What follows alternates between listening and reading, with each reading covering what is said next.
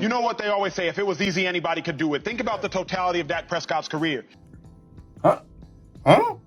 Dak Prescott was not the first quarterback drafted. First one was Jared Goff. He's been traded. Second one was Carson Wentz. He's out the league. If it was easy, anybody could do it. What the? He said what? Dak is the only quarterback from his draft class that is still on the team that drafted him. If it was easy, anybody could do it.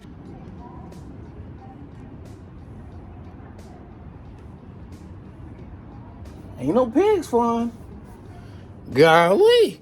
Dak Prescott, you've been starting in the NFL for 8 years. If it was easy, anybody could do it. You've been starting in the NFL for the most scrutinized team for 8 years. If it was easy, anybody could do it. Well, I'll be damned. Somebody on this show has been watching the channel. Dak Prescott be winning a whole lot of games, albeit regular season, but only 2 active quarterbacks currently have won Super Bowls playing right now. That's what. If it was easy, anybody could do it. Yeah. Dak deserves more credit because Dak has always been competitive with the Cowboys. Cowboys have won the division several times. Cowboys have had a first-round bye Dak Prescott's rookie year. He's gotten an MVP vote. Okay, see, now, I'm giving you credit, Emmanuel Acho, but why haven't you said this on the 567 episodes that you done allowed these people to make jokes and slander this man? If all of this stuff was easy, Carson Wentz would still be doing it. Ooh. If it was easy, Jared Goff would still be in LA doing it. Ooh. If it was easy, Connor Cook would still be doing Ooh. it. If it were, if it was easy, anybody could do it. Clearly, it's not that easy, Joy Taylor. I can't believe this stuff. They done completely stole my steeds and they trying to use it on national TV. I appreciate you finally making an objective argument about Dak Prescott, Emmanuel Acho, but you ain't fooling me, bro. You been up there with them kikiing and hee-heeing with all they little jokes and all the slander. You ain't fooling me, bruh. The whole conversation and just stratosphere around Dak Prescott has become very polarizing and maybe even borderline toxic, and that's because he plays for the Cowboys. Let's get into this video. No, Joy Taylor, the conversation isn't toxic because he plays for the Dallas Cowboys. In fact, that whole notion makes no sense because the people who determine whether or not the conversation surrounding any player is toxic or not is the media. The media is the one that's in control of the narratives that is displayed and broadcasted nationally across the entire country, bro. Y'all are the reason the conversation has become so toxic. I also heard you make the point that the only reason the media has to slant so negatively towards the Cowboys is because we're so overly positive. About being the Cowboys quarterback is the Cowboys fan base skews positive. All fan bases are not eternally positive. No, we're not. Have you not seen any of Cowboys Twitter? Have you not been to Cowboys games? Have you not been immersed in Cowboys Nation to actually know that half the fan base usually hates the team and the other half usually loves the team? That, my friends, is called balance. You're gonna have that in any fan base. I'm gonna say this right now. I have not seen anybody worth actually paying attention to. I have not seen anybody in Dallas media. I haven't seen anybody that's a notable content creator for Dallas Cowboys. I haven't seen any other players coming out and perpetuating this BS myth that you guys keep running with on the 4 and 3 letter networks that we as fans en masse keep coming out every single year and saying, this is our year. We them boys. We gonna win the Super Bowl. Man, have y'all not seen what's been going on in Dallas the last few years? First of all, we were stuck with Jason Garrett. None of us thought we was winning the Super Bowl as long as Jason Garrett was here. Stop it. Second of all, we got Big Mike. Most of the fan base wasn't sure what to even expect from Big Mike. Most of the fan base was out on that hire from the very beginning. A lot of the fan base has no faith in the general manager or the owner of the team. Hell, some of the fan base has no faith in the quarterback of the team. What are you talking about? There is no one, and there is no mass group of Cowboys fans out here perpetuating that BS myth that you guys keep trying to peddle and keep trying to use as the reason that you make fun of and poke and prod at the Cowboys and their fans. You guys have been the ones to make the conversation toxic. Then you have people like myself that has to create platforms just so people can get a somewhat objective view on their team. Obviously, I'm a slant homer, but I'm giving you an objective view on the Dallas Cowboys as an ultimate homer, even more so than you guys are doing as paid professionals who are paid to break down these games and be objective. Well, everybody besides Shady McCoy, which is another reason the conversation around Dak has gotten so toxic, because your show has spearheaded the toxicity. We didn't have to worry about anybody on national media come out and just flat out calling Dak Prescott ass.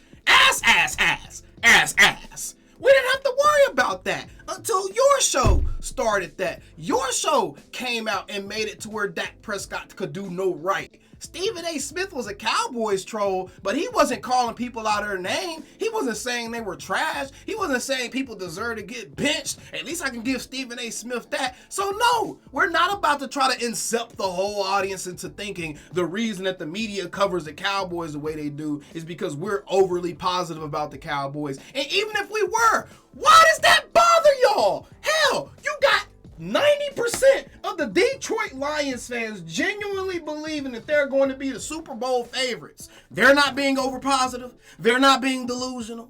Come on now, what are we talking about here? Hell, you had people thinking that Brock Purdy was going to be Tom Brady.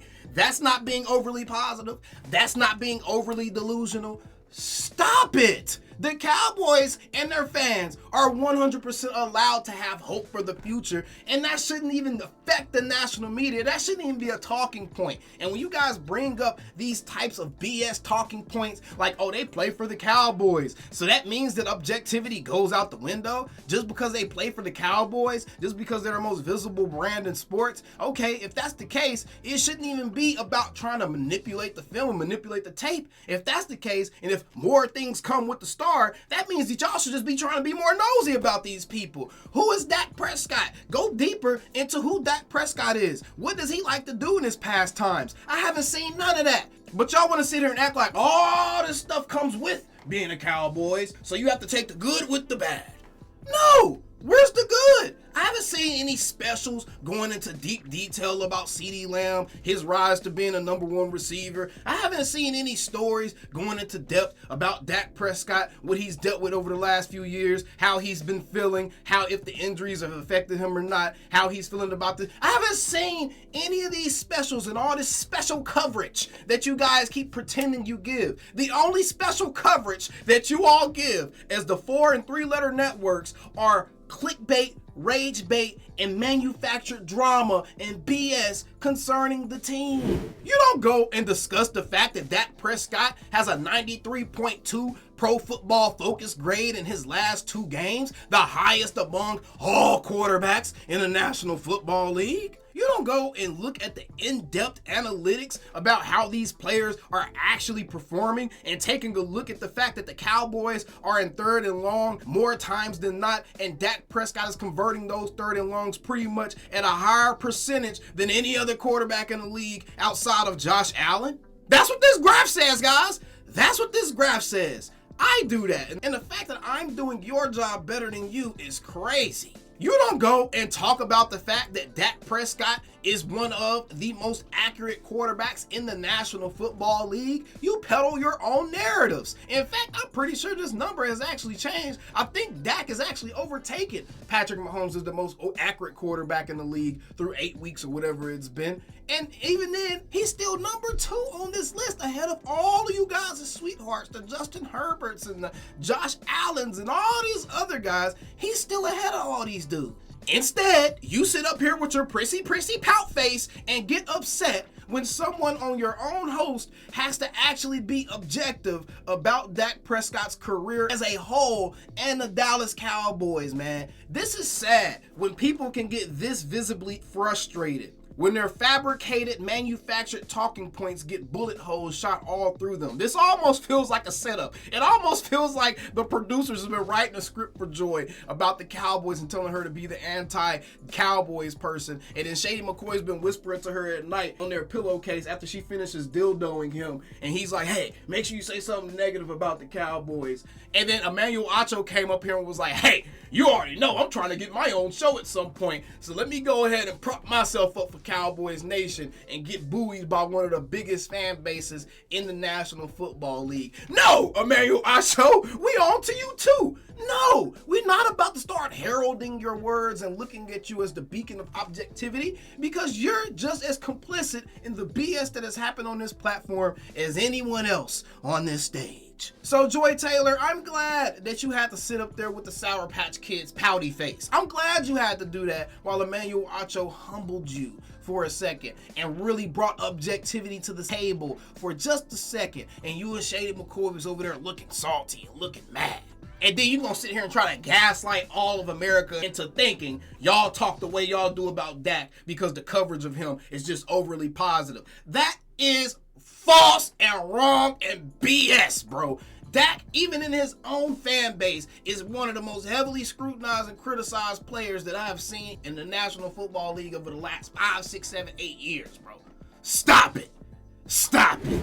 It's all good, though. I just want y'all to notice something, y'all. I just want y'all to notice something. I'm not going to take credit for all of this because obviously Michael Parsons speaking out had a lot to do with this. But I am going to take a moment to be proud of, and I want to point something out to everyone who asked the question, why do you guys care? Why are y'all talking about this? It's not like you can change the national media. It's not like you can change the narratives. I don't know if you guys have been paying attention to what's been happening on these national media talk shows over the last few weeks, but it's just very odd to me that ever since I created this platform, which was roughly about a month and a half ago, and I've really been going out of my way to come at these analysts' neck with facts and hold them accountable for what they're saying on national TV and how they're influencing people watching their programs. Ever since I've been doing that, I have started to notice that you start to see a little bit more defense for Dak Prescott. You start to see people trying to pull back a little bit on how animated they're being about certain things. I have been seeing all the ass and all the other crazy takes about Dak Prescott. Michael Parsons came out a couple of weeks after I started this channel, and he finally said what he said. I'm just going to say this right now. Hell, First Take used the name of my channel as one of their segment names when discussing the criticism about Dak Prescott. Very interesting to me. I'm just going to point that out, guys, and I'm just going to say, man, those of you out there that believe that you can't make a change or that you can't encourage change to happen, you're literally watching it happen right as we speak, as you continue to watch this channel as time goes on. Obviously, when the Cowboys lose, if they lose, whatever, obviously people are going to have their things to say. But as far as how the media is going about covering Dak and the fact that you're really having people having to make it a point that, hey, maybe we need to be a little bit more objective. No, we haven't really been fair. The fact that this conversation has even started, a conversation about accountability in the media, goes to show you that if you want something to happen, if you want change to happen, you have to be the factor that sparks that change, period. I was tired of turning on my TV every single day and having to listen to the slander and having to be poked and prodded and made fun of. I was already feeling bad enough, like most NFL fans, when their teams lose, they feel terrible. They barely want to watch any sports shows because they know they're going to hear negative things. But as a Cowboys fan, that feeling is multiplied tenfold. And it was literally miserable. Anytime after a game, even when we won, it was miserable trying to find something to watch to kind of feed my addiction of sports, to feed my immersion into my sports, into the things that I love to do as a pastime, which is watch football, analyze the game, and just really immerse myself in that whole world. I couldn't do that anymore. It was painful. It was so painful, bruh. And not to the point where it was like unhealthy, but just like it was so disgusting. I was tired of it. I was tired of turning on my TV and hearing people try to figure out how to make good things into a negative. I was tired of turning on my TV and try to see people position arguments of the offense versus the defense. I was tired of turning on my TV and being able to recognize that the Cowboys have an above average quarterback, a very good franchise quarterback, is their starting quarterback, and see people try to convince myself and impressionable minds out there that this dude is bad. I was tired of seeing that, bro, and it got hard to watch. So I made this platform for people like myself that just wanted to engage in real sports talk based off of real facts and real information. And every now and then, if I do have an opinion piece, you're going to know in this opinion piece. You're going to know it's not based off of anything that's analytical or factual or anything that I can provide evidence for. It's going to be my eye test or what I see or what I think. You're going to know that for sure. And you're going to know to take that take with a grain of salt versus it being presented to you as the truth and as factual. I was tired of it, so I had to do it myself. And I'm glad that we're starting to see the media have to actually question their own morality in covering this dude and in covering this team. Humble yourselves. You cannot just come on here and just say whatever you want to say because it affects people. We live in a digital age. We live in the world of the internet. We live in the world of people are going to troll. People are going to use all that stuff that paid professionals are supposed to be telling you. They're going to try to use that stuff and really take it to the bank as facts. And they're going to use it to try to bring down this person, to try to break down a man who doesn't need to be broken down anymore. Life has already done that for him. He's been building himself back up over the last few years. Life itself has broken him down enough. He doesn't need people perpetuating false narratives about him that are designed to break him down more. And that's the point, man. Don't sit up here and act like y'all aren't complicit in what's happened to sports media. If anything, y'all have taken it up a notch with clowns like Shady McCoy and Booby McCoy on your television. Y'all have taken it up a notch. So stop that BS, bro. Stop it. Either way, appreciate y'all for tuning in, man. We got a game coming up this Sunday, bro. If you're watching this video after the game, go ahead and troll me in the comments if we lost and say, how about them Cowboys if we won? Take it away, Pass. Calling me, texting me, paging me, asking me, am I still the ball? Y'all usually check on me. Listen. I'm still them boys. Woo, oh, shut up, my boy. Hey, I'm still them boys.